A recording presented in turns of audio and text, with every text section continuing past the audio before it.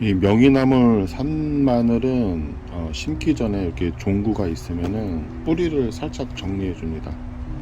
이렇게 길게 있으면은 요 중에 3분의 2만 남기고 끝부분 정리를 해줘요. 이렇게 전부 정리를 해줍니다. 손질된 명이나물 종근에 물을 한 30분에서 1시간 정도 담가줍니다. 그리고 그 뒤에 건져낸 다음에 심으면 돼요. 이거는 이제 가을 종근 모습이고요.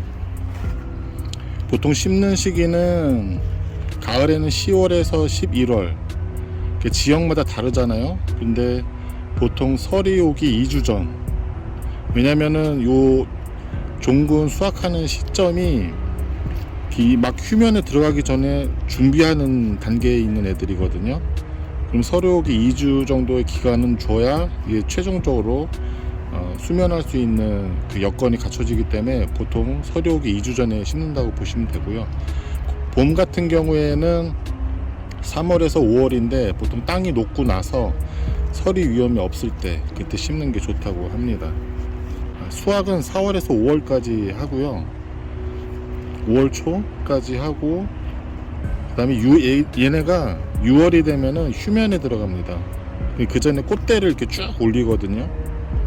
그리고 또 봄 식재할 때는 이 종자를 모종을 아마 구매하시면은 위에 줄기나 이런 잎이나 이런 게 있을 수 있어요. 근데 그거를 자르지 말고 그대로 심으셔야 돼요. 왜냐면 봄에 식재하는 모종은 생육을 하고 있는 애들이기 때문에 절대 뭐 자르거나 이러지 말고 심으셔야 된다고 하고요.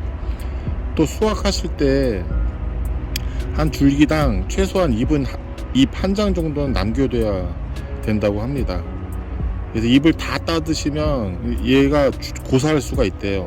그래서 그것만 주의하시면 될 것 같고, 심는 장소는 그늘이 좋다고 하거든요. 이게 나무 아래서도 잘 자라고 그늘을 선호한다고 하는데, 물론 양지에서도 키울 수는 있는데 그 명이나물 잎을 따서 이제 수확 시기에 먹어보면 이게 단맛이 나거든요.